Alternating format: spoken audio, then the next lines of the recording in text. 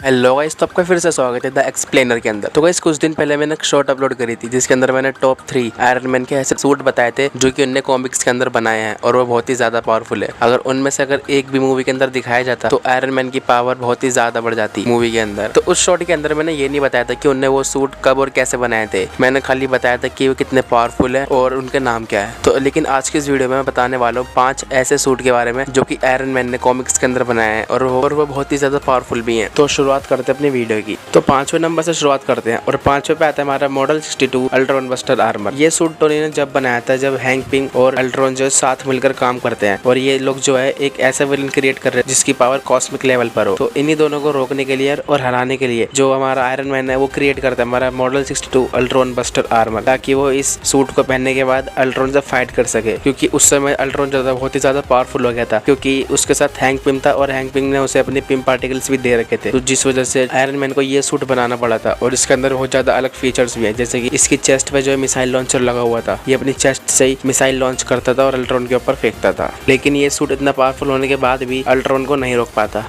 और चौथे नंबर पे आता है हमारा मॉडल 22 थॉर बस्टर आर्मर। ये आर्मर जो है आयरन मैन तब बनाता है जब एसगार्डियन गवर्नमेंट और यूएस गवर्नमेंट के बीच में बसड़ चल रही होती है। तो हमारा आयरन मैन तो साथ होता है यूएस गवर्नमेंट के साथ और अपना थॉर जो है वो एसगार्डियन है, तो एसगार्डियन गवर्नमेंट के साथ ही रहता है। तो इसलिए इन दोनों की फाइट होती है और थॉर जो हमारा तूफान का नेता यानी उसके पास बिजली की पावर है और वो बहुत ही ज्यादा पावरफुल है और इन फोर्स भी उसके पास थी उस समय पे। तो आयरन मैन नॉर्मल सूट से तो सरा नहीं पाता, तो इस मारे वो बनाता है थॉर बस्टर आर्मर ताकि वो थॉर के साथ फाइट कर सके। और इसके अंदर बहुत अलग अलग फीचर्स भी थे, जैसे कि ये एसगार्डियन एनर्जी को हार्नेस कर सकता था और ये म्योनिर के अटैक को सर्वाइव कर सकता था, उसे रोक भी सकता था। और इसके अंदर रिपल्सर को भी बूस्टेड कर दिया गया था ताकि वो आसानी से थॉर को चोट पहुंचा सके और आयरन मैन उससे थॉर से जीत सके फाइट के अंदर। और तीसरे नंबर पे आता है हमारा model 72 celestial Hulk buster armour. जब थॉर और हल्क के बीच में फाइट हो रही होती है कि इन दोनों में से कौन सबसे ज्यादा पावरफुल है, तो उस बीच जो इन दोनों की फाइट से बहुत ज्यादा तबाही मच रही होती है, जिस वजह से आयरन मैन को इनके फाइट के बीच में इन्वॉल्व होना पड़ता है। तो आयरन मैन की बात इन दोनों में से कोई सुनता नहीं है, तो आयरन मैन को सूट बनाना पड़ता है हल्क बस्टर आर्मर, जिससे वो हल्क और थॉर की फाइट में जाके इन दोनों की फाइट रोक सके या फिर अगर वो लड़ाई करना चाहे तो लड़ सके। इस सूट के अंदर ही बहुत सारे अलग अलग फीचर्स थे, जैसे कि एक गामा रेडिएशन को एब्जॉर्ब कर सकता था, थॉर की बिजली को एब्जॉर्ब कर सकता था। लेकिन ये सूट जो है इन दोनों के बीच में कुछ ज्यादा काम नहीं आता। ये जब इन दोनों की फाइट हो रही होती है तो हल्क से बहुत ज्यादा गामा रेडिएशन निकल जाती है, जिस वजह से ये सूट जो है आयरन मैन का ये एक्सप्लोड कर जाता है, फट जाता है वहीं पे।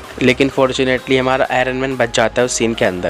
और दूसरे नंबर पे आता है हमारा model 61 God killer armour mark 2। जब नॉर्मली आयरन मैन अपना सूट बना रहा होता है नॉर्मल सा, तो उसे एक आइडिया आता है कि सेलेस्टियल इतने ज्यादा पावरफुल है, अगर उन्होंने कभी अटैक कर दिया तो उनसे फाइट करने के लिए हमारे पास सूट होना चाहिए। और वो ये भी सोचता है कि ये जो मैं सूट बना रहा हूँ इसे ऐसे मैसिव लेवल पर लेके जाऊँ जो जिससे ये सेलेस्टियल से फाइट करने के कैपेबल हो जाए। तो वो बनाता है गॉड किलर आर्मर मार्क 2, जो कि इतना ज्यादा पावरफुल था कि एक सेलेस्टियल को लिफ्ट कर सकता था। और इसको पावर देने के लिए 8 न्यूक्लियर रिएक्टर लगा रखे थे सूट के अंदर आयरन मैन ने। और इस सूट को के बाद उसकी स्ट्रेंथ जो है बहुत ही ज्यादा एनहांस्ड हो जाती है, उसकी ड्यूरेबिलिटी बहुत ज्यादा बढ़ जाती है। लेकिन ये सूट जो है डार्क सेलेस्टियल्स के आगे नहीं टिक पाता। जब बहुत सारे डार्क सेलेस्टियल जो है आयरन मैन के ऊपर अटैक कर देते हैं तो ये सूट जो है वो एकदम बेकार सा हो जाता है उनके सामने। और डार्क सेलेस्टियल्स इस सूट के साथ आयरन मैन को इतना मारते हैं कि ये सूट ही खराब हो जाता है और बेकार हो जाता है। और पहले नंबर पे आता है आयरन मैन का बनाया हुआ सबसे ज्यादा पावरफुल आर्मर, जिसका नाम है मॉडल 63 गॉड बस्टर आर्मर। जब आयरन मैन किसी वर्चुअल रियलिटी के अंदर फंस जाता है जिसका नाम स्केप होता है, तो वहां से निकलने के लिए वो एक सूट बनाता है। क्योंकि हमारा आयरन मैन जो जीनियस है वो किसी भी चीज से सूट बना लेता है, तो वो एक ऐसा सूट बनाता है जहाँ से वो स्केप से स्केप कर पाए। ये स्केप जो एक जगह का नाम है जो कि एक वर्चुअल रियलिटी है, तो वहाँ से निकलने के लिए वो एक सूट बनाते हैं जिसका नाम होता है गॉड बस्टर आर्मर। तो वहाँ से वो निकल जाता है। लेकिन जब वो अपनी रियलिटी के अंदर आता है, अपने यूनिवर्स के अंदर आता है, तो वहाँ पे उसे पता लगता है कि ये सूट जो बहुत ही ज्यादा पावरफुल बन चुका है और अगर ये गलत हाथों में पड़ गया तो वो बंदा इससे कुछ भी कर सकता है, पूरे यूनिवर्स तक को तबाह कर सकता है। तो इस मारे आयरन मैन ने वहां से